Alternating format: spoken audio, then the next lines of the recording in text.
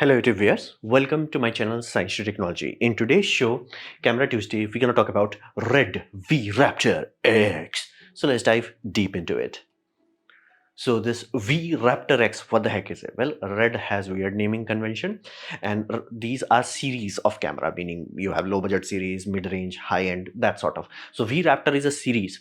In that, they have released a new one, which we call X. So this is the core selling point is the world's first full frame plus global shutter. Now, what does that mean? That simply means global shutter is becoming a new thing. Red itself has a global shutter offering, but it was for Super 35, basically this sort of size, this gray area, this sort of size. That was, it was very successful, and it was very shocking given the fact it was a cinema camera. Like, why? Well, on a fundamental level, take a microscope, go into a sensor, what do you see? You will see a photo site, meaning buckets, where photons fall into it. It creates an electrical charge. That charge is read out by the electronics, and voila, you got your image. Cool. Now, here's the problem with that reading in CMOS, that reading happens one by one. So some clever people came up with the idea, what if we have the bucket, we put a smaller bucket called as capacitor next to it. Now, the moment you capture a shot, okay, photon comes in, charges builds up, that happens on the same basically time. Okay, cool, awesome. Here's the dumping all that energy to the readout circuitry at the same time. Yeah, that's not happening. We can try to do it fast, but law of physics is like, yeah, there is some limitation. But what if we dump all the basically charge that has been built up, the basically the image, into the capacitor and read the capacitor one by one. So capacitor will be like a short-term memory buffer, and then we can read out. It works. It's awesome. There is no rolling shutter, and the technology has been known from 90s, so to say. However, because of the fact that your bucket is now smaller, why? Because just next to it you have capacitor. So fundamentally, you can have 12 megapixel global shutter, 12 megapixel rolling shutter. 12 megapixel rolling shutter will always have better dynamic range, better ISO performance. Why? Because pixel size would be larger. Because it does not have to like, oh, pixel size is there, I have to make it so small so I can fit a capacitor next to it. So fundamentally, having any sort of quality color output from a global shutter, that's like GG. Now, let this be very clear. A lot of development have happened. Even with smaller photo site, we can make amazing results now. Look into your smartphone. So that's not magical now, but still doing that on a cinema level, that's like, damn. Why? Because you blow up cinema images to hundreds of square inch. So that's like GG. So world's first cinema camera. Now, trick part here is, because if you look into their own website, they will say world's first large format. What the heck large format? Large format is basically anything above 35 mm. So this is Vista Vision format. Now, like, wait a minute, I have never heard of it. Yeah, very few people have, unless you are in cinema industry. So what you have is 35 millimeter roll. Okay, so that's a normal roll. So we take it like this. Roll moves like kaching. Now here's the deal. That's cool and all, but it's not suitable for video production. So somebody came up with the idea, what if I rotated it? That gave you super 35. That's why the size shrank. Now it gives you double the frame, and it's much better. It's more than good enough. Now, full frame is a known thing, right? Now somebody came up with the idea, what if we had even bigger negatives? So we had Vista Vision. That is bit bigger than full frame, only little bit. That's very clear. Do not expect it to go from full frame to medium format. That's not there. That's like 65. That's huge. But this is just like a thick border. Basically, if you have a full frame camera, this will look like full frame camera plus some pixels all the sides. Like there will be some extra buffer. But on paper, on legal reasons, it is bigger than full frame. So they can say legally world's largest format, first full frame, basically first large format global shutter camera. So that's what they're offering. The price is $30,000. Now, let this be very clear. This sort of camera is different compared to what you and I deal with. So if we are dealing with like, Sony's, Nikons and Canons, those are like for common people. This is for projects. Like projects will pay for this, not you or I. Project will pay for it. So if you have a $200 million project, this price is like chump change. And let this be very clear. Red is the cheaper one compared to RE or Panavision cameras or some Sony's Venice lineups. Like pro end of Sony lineup, yeah, they're expensive. Like I have talked about like 2 videos back, how Sony had a gap in the market where they have FX9 and then their Ultra line, Cine Ultra lineup. There was a gap. They made a camera just to fill up that line. Sony Brano. Sony Brano is that. This camera is almost exactly same lineup. So basically filling up the gap bit, not too cheap, not too expensive. So a gap. So that $30,000. Now let this be very clear. Red is kind of notorious for this. It's like they give you nothing. The camera is 100% useless. If you buy that, if you spend $30,000, you get nothing. You get the body that looks like a camera. Then you have to add monitors to it. Then you have to add memory to it. Then you have to add battery to it. You have to add lens to it. You have to add ND to it, which mind you, at this point, almost all camera companies are like, hey, our NDs are inbuilt. So it's annoying.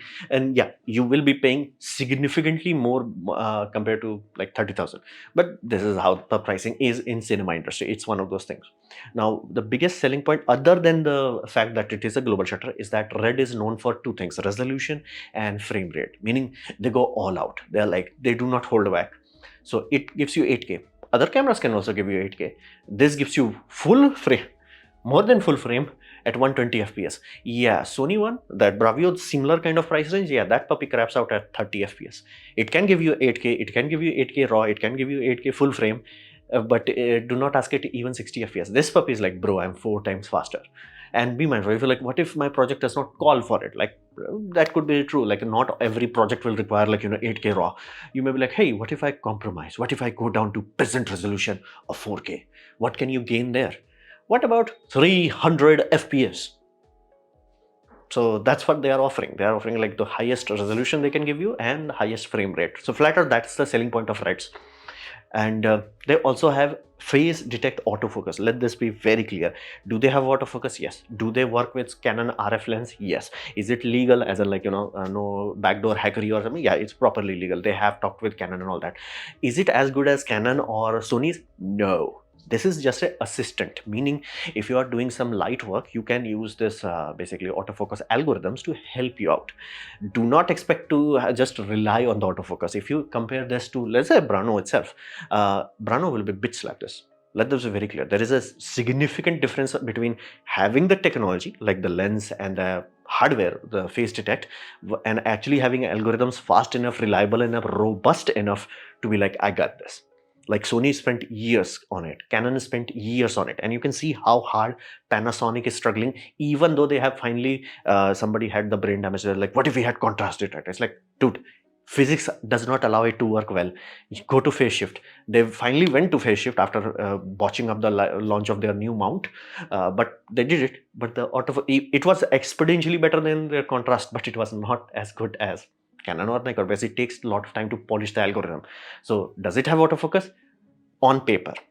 Can you rely and shoot a movie or documentary on it? Hell no. So people who need autofocus for their work, they will never touch into this. So let this be very clear. There are certain differences. Yes, on paper, on their website, they're like, we have autofocus. Yeah, it's not eye autofocus. And if you're coming from, let's say, Sony A7 S3, you look into this, is like, what is this BS? Or even Canons also. Canon also have really good autofocus. So V-RAPTOR, what you are getting a bit bigger than full frame. You're getting global shutter, you're getting 8K, and you're getting 120 FPS at 8K. So that's what you're getting. So let's understand this deal, global shutter. Now, cinema camera is only known for one thing, color quality. They do not known for high speed, because again, you have phantom lineups for that. That is like, okay, high speed camera, that's their jam. Cinema camera color is different. It's far more open, so to say. For example, Sony was like, people hated Sony's early cameras, mirrorless entry into the system, because color was not good. Why? It was only giving 8-bit, and they took way too much longer to figure out how to cram color space into 8-bit properly. Canon did it better. So everybody like color science, and the moment Sony jumped to 8-bit and got better processors, better mapping algorithm, they're like, okay, finally it's good. So same thing happens here. Cinema camera, what you are paying for? Are you paying for resolution? No. Are you paying for FPS? No. You are paying for color. Basically, it should pop out. Basically, it should jump out, and it should have enough detail in the scene itself that you can give it to a colorist, and colorist like, I got you, fam. I can extract whatever you want me to. So this has 17 plus stops of dynamic range. Now you're like, wait a minute, doesn't that sound way too close to what Ari announced? Yeah. Now, does that mean it's true? Yeah-ish. Let this be very clear. There is a very big difference between Ari's claim and this claim. Now, Red are not bad, and Red are genuinely good known cameras for low light. If you're like, hey, low light is my jam, go Red, you will not regret it. But there is something about highlight roll-off in Ari's. That's what their bread and butter is. And their dynamic roll-off is like, die. When they say 17 plus in their cameras, it's almost like 18 and a half. So it's a genuinely different. So now, does that mean it's an issue? Now, this is where you have to understand this. Cinematographer cannot complain about dynamic range. Why? Here's the deal. What if your cinema director, the visionary, the people who is designing the scene, movies and all that, they're like, hey, I'm going to use a positive on this. Positive have the worst dynamic range, but it has really lovely creamy colors. It has barely dynamic range of 7 to 8 stops. Movies are shot on it. It's like, how? Have you ever noticed that cinema setups have way too much lighting? Why? That's the reason. They can control. Basically, this is a scene. They will be like controlling what is the brightest spot, what is the darkest spot. They will measure every single spot and they'll make sure it falls under the latitude of the equipment used. So if you are shooting a romantic movie and you want that color feel, that loveliness to it, you will use a positive and be like, okay, I'm gonna cram everything inside the dynamic range that my equipment can handle. That's how cinematographer works, not videographer. A studio videographer is completely different. But when you're talking about cinematographer, that's what they have to work. So they will never complain, oh, it's only 17 stops. That's not their job. Their job is like, bro, if you give me 5 stops of dynamic range, I'll fit the scene inside that 5 stops of dynamic range. That's their job. So if they are like coming from color, basically positives to negatives, they're like, damn, 11 stops of dynamic range, 12 stops of dynamic range, damn son. Then you give them like reds and all that. It's like, whoa, 14 stops. I'm talking old reds. Like 14 stops of dynamic range. Damn, son. So this 17 stops or like Ari's 17 stops, you do not have to worry about it. Anytime when a cinematographer works for it, they cramp it down to whatever they need it. So is it a good thing? Yeah, for documentary work, that's sure to take money because you do not have that luxury of cramping things down. That's why this technology is desirable. And yes, it does have better effects into your filmography. If you have like a, what you call, let's say you have a better equipment, of course it will have better roll-off. Of course it will have better richness. It's desirable, but it's not something where you're like, I need to have it. So let that be very clear. I've seen way too many people like, oh, I need dynamic range. You are not a cinematographer if you need dynamic range. You should be competent enough where you can cram everything to the limited equipment. Look into people how hard it is to make sure the movie fits without clipping or like burning out in a positive. I dare you. So 17 stops of dynamic range, and the selling point here is that V-RAPTOR X is same as V-RAPTOR. V-RAPTOR is a flagship of their lineup and many companies have used that. Now the idea is that we give you this latitude, you are designing your scene according to it. Here's the deal. You can swap the camera to V-RAPTOR X and nobody will notice. That's the selling point. The dynamic range is exactly the same.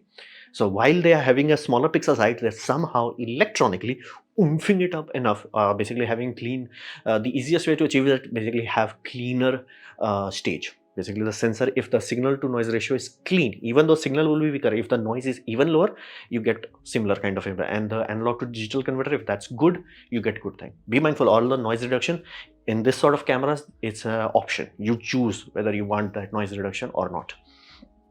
So 17 stops of dynamic range, more than good enough. High speed FPS, that's a true selling point. That's a true selling point of like what will separate this from Brano, let's say. So Brano does not have high FPS. So zero yellow effect. Now that is a very desirable thing in way too many fields, especially if you want to do run and gun. And if you have noticed that modern movies use run and gun and it feels very headache inducing, yeah, rolling shutter plays a small part into it, because again cinema cameras do work their ass off to make it as small as possible, 5 milliseconds. But yeah, if you're moving your camera like this, like Taken and all that, yeah, it will induce vomiting. But be mindful, we used to do this thing with negative cameras, but why the heck it was not giving that. Like if you watch behind the scene of Iron Man 1, the camera where Tony Stark got into the first opening scene, they had a drill with a mass that was rotating it, vibrating the damn thing. Why the heck that does not look like headache inducing? The same reason, global shutter. Film camera acts like a global shutter. So zero yellow effect gives you motion blur rather than warping. Warping damages your brain, where it's like, dude, I was tracking a square, now it became toing. What the hell? So your brain is not designed to process, like it calculates based on object permanence. So object is like this, you're moving it fast, it's supposed to become blurry in this direction, it should not become woo. That confuses your brain. So zero effect. Now here's the deal. Are other cameras good? Yeah. Can you rely on them? Yes. Now, does that compare to this? No. There is just something about like 5 millisecond versus 0. Like there is a very tangible difference. Oh, it's fast. This is absolute. Like there is no discussion here. especially if you have flashing scenes. For example, let's say if you have tried to capture a welder, you will always have like the random burnt out lines, flash burns, which you call, like scene will be only exposed to this point and then other part will, like, it looks very ugly. Why it's happening? Because again, camera is reading out like this. Global shutter, I get this. So whole scene brightens up, then dims down. It's very authentic. That's how it looks to your eyes. So it's far more desirable. Now, let's say you are shooting a movie where you have a lot of camera flashes. Let's say you are doing something where you want to show the paparazzi effect of like, again, it's your storytelling. You need it. You'll be like, okay, shut up, take money, give me global shutter. Because again, can this be fixed in post? Yes. Would you want to spend money on that? Let that be very clear. Again, everything can be fixed in post does not mean you should.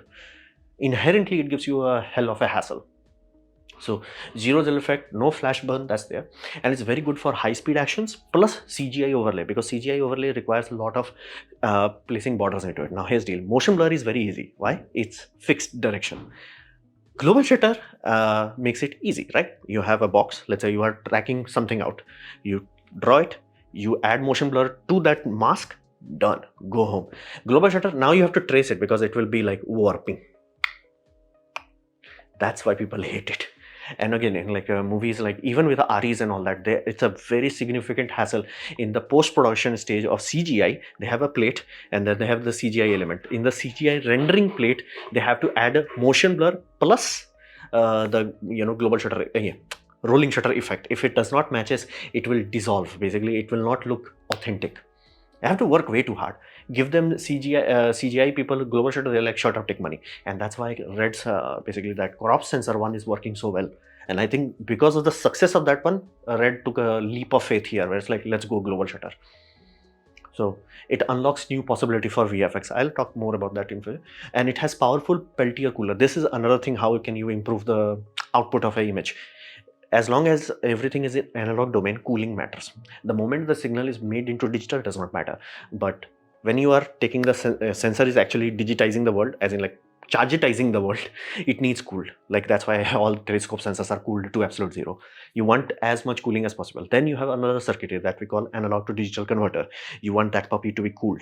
These two things are cooled and everything else is you stop them from overheating.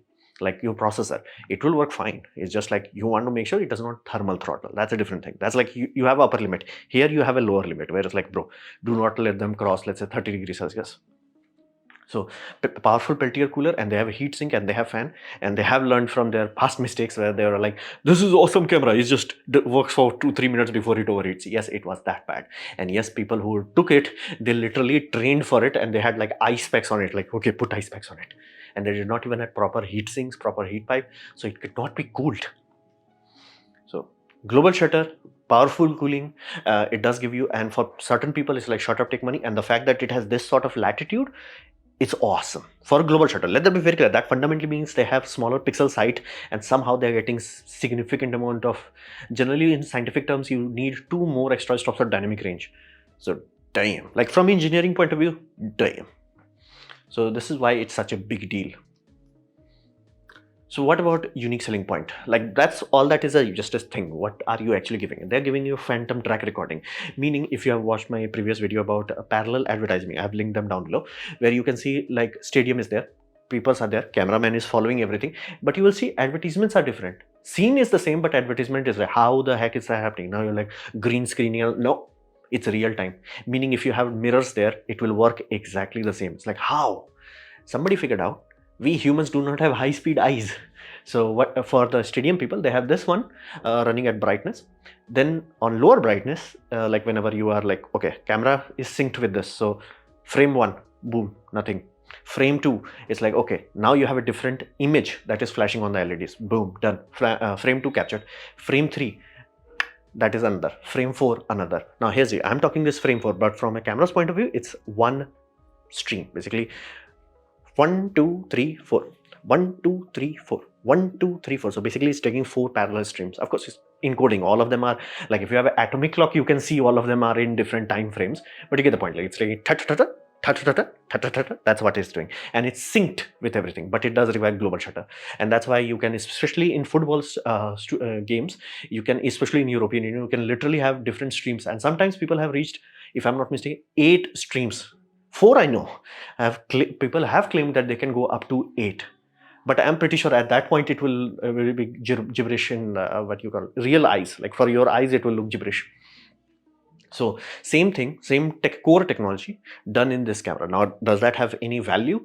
Shut up, take money kind of value. Why? Let's say you need basically digital wall, so to say, video wall as they call it. You are shooting it. But here's the what if your video wall messed up? You have no fallback.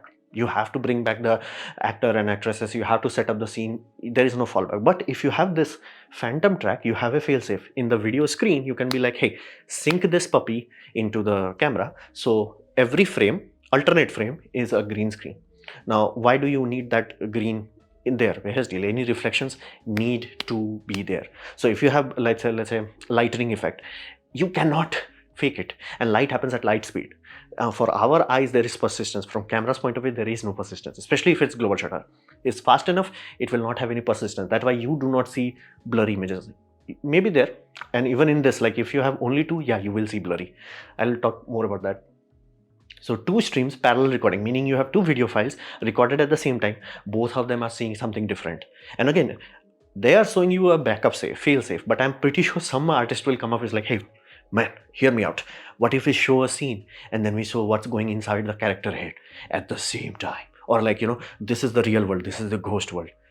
You're like, shut up, take money. Because be mindful, you can, like, you can have people wearing, you know, reflective things. You cannot do that in CG. Here, you can do that. So that's there. That's the most amazing thing I see. But they also claim they have another extra thing, which is extended highlight. Meaning, if you are complaining about 17 stops of dynamic range, you can stretch it to 20. Now, what does that mean? That simply means technically you can do that with many cameras also, but they do not allow you to do it easily. The idea is you take two shots. So instead of 120 fps, you drop down to your shutter to 60 fps. You do the same thing. You have two streams coming out of it. One stream would be at your setting. Let's say you set it to 1/24th of a second, like the exposure time. The other would be much smaller. It could be 1/400th of a time. Like it would be exponentially smaller. Why? So highlights will not blow off. Highlight here, the buckets are full, it's overlapping, so highlight is burning out. But here in the 1/400th of a second, the highlights are safe. The low light is gone, but highlight is safe. Now you compile both of them and you give an image that is slower shutter speed, but it has the feel of like, you know, where you have highlight dynamic range. Does it work? Absolutely. That's how modern mobile phone works and all that, but it's not a single shot HDR.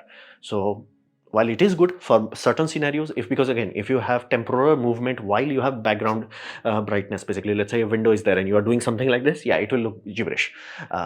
They are trying their best to blend both of them, but it does not work that well, because again, temporarily you are still moving. Your hand was here for, let's say, hot frame.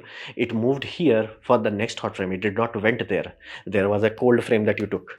That cold frame will mess it up. So again, companies are trying to do their best, and slow enough shutter speed, or if you set up your scene quite well, you will never note an issue. But it's not a single shot HDR.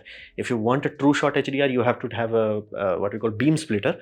Then you can have global, basically global shutter, both of them, sync them up, sync them using what we call gen lock, and then have like 1/20th of a second, 1/200th of a second. Then you have like true temporal syncing. Then you can do like this, but you have to do a lot of post processing. So it's good, it's a useful niche tool, but I think this phantom track has much higher value compared to that one. Again, 17 stop of dynamic range, more than enough for every cinematographer that is competent.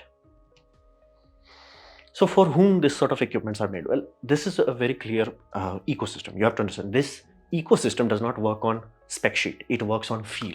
It's not like, oh, this has like 24 megapixel, this has 36 megapixel. That's not how it works.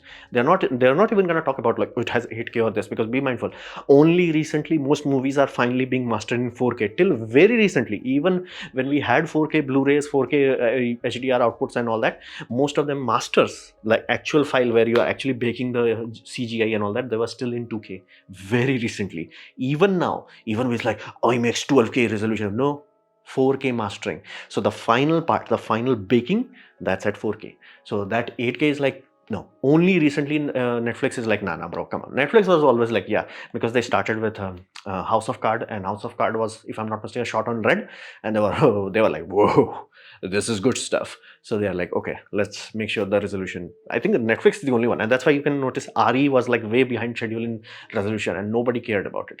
So nobody gives a damn about spec sheet, but everybody gives a damn about the feel. For example, Christopher Nolan is like not gonna talk to you like, oh, IMAX frame has very low resolution. It does have awesome highlight roll off, the best highlight roll off. Let that be very clear. But it has horrendous limitation. You're like, wait a minute, IMAX, yeah, that huge frame. Negative is not that good. That's why satellites are like, yeah, let's let this go. CCDs are better. If you don't have money, you go into basically CMOS. Again, fundamentally on a physics level, you will get more resolution out of CMOS systems. Again, RE does have a 65 that was used for Endgame, but he liked the look and feel of it. From his point of view, it also gives that richness to it, the authenticness. Again, he likes it. The end. There is no discussion after that. There are some people, again, to this day, they are using positives to shoot their movies. It's expensive, it's painful, and dynamic range, it's bad. But they're like, I want it, I do it. So it's feel. Let that be very clear. For now, so final question becomes, does it balance out your project needs? Your project requires something, does it balance it out? And every camera will have limits, even this camera. Now, can you work within that limit? That's the final question. So for example, this camera has single card slot. Imagine you are a documentary shooter. You know you are going a place where things can happen. You will never risk this. You're like, bro, I do not give this camera is like gold and all that. I throw it away. It's single card slot. I'm not gonna risk it. Especially if that individual already had experience, like, card failure. And be mindful, Red is notorious for that. Thankfully, this time they are using normal standard C-Fast Express, very high speed one, but C-Fast Express. So I do expect them to be a bit more reliable. But again, it happens. Single point failure is a thing. Nobody in enterprise world, nobody in any serious world will ever take single point failure. So many people was just like, oh, single card slot, throw it away. Give me Sony Brano. Even with lower FPS, they're like, shut up, take money, because it has dual card slot. And the primary reason why people will choose that, it has inbuilt ND, it has dual card slot, and it has goddamn autofocus. So flat out, from that point of view, they're like, dude, that's the perfect suit for documentary kind of a. Even though this has more dynamic range, nobody cares. It's like, bro, single cut slot, something bad happens, I'm done. And I'm like, oh, that never happens. Yes, dear. It only has to happen once. And again, there is a site inside Red website, like a Red selling site, and then you have other website, data recovery. Why do they have that? If the card never fails, why do they themselves have data recovery, Red data recovery? Why? Be realistic about this. So that's a painful part. But again, up to you. Many times people are doing multiple takes. They will like, okay, take one on one card, take two on another card, take three on another card. That's how they are compensating for it. And be mindful, we are coming from negative era, so we are like, we're used to that. So does that balance it out your need and all that? That's up to you.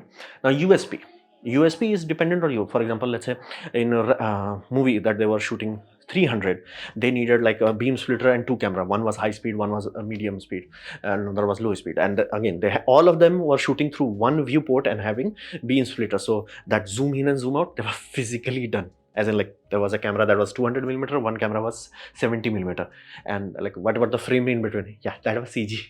So again, it was very easy to do in CG because you had the scene, like you had the widescreen, you had the zoom screen, you just needed a transition frame. It was kind of easy.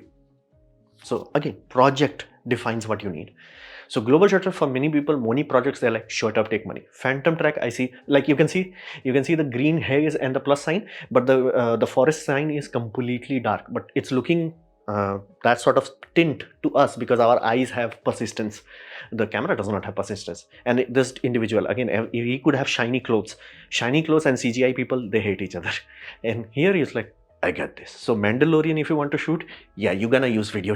Otherwise, his helmet and his like shiny armor is like, CGI people will be like, randomly you'll see one scene, hey, everything is gray. Why the heck his armor is green?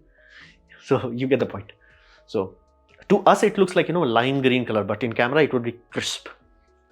You can even have two contrasty scene where like one could be red, one could be green, and we will look like a bloody image, but to camera, it will be like, whoa. So for many people, they're like, shut up, I already bought it. So global shutter, phantom tracks, it's awesome. I love the fact that they are finally letting go of their Hululu garbage to actually using PCI Express, and it will benefit everybody. I do hate them. I hate every camera company for this reason. They're like, we had garbage audio, now we have even better garbage audio. I'm like, you know what would be better than better analog to digital converter? No converters. The best amplifier that you can have, like, preamp as we call it. You take the mic signal, you preamplify it, you convert it into digital, you do not change it again. Having this changes it again. Like you have a mic recorder, just have a latest technology of 1998 digital audio transfer.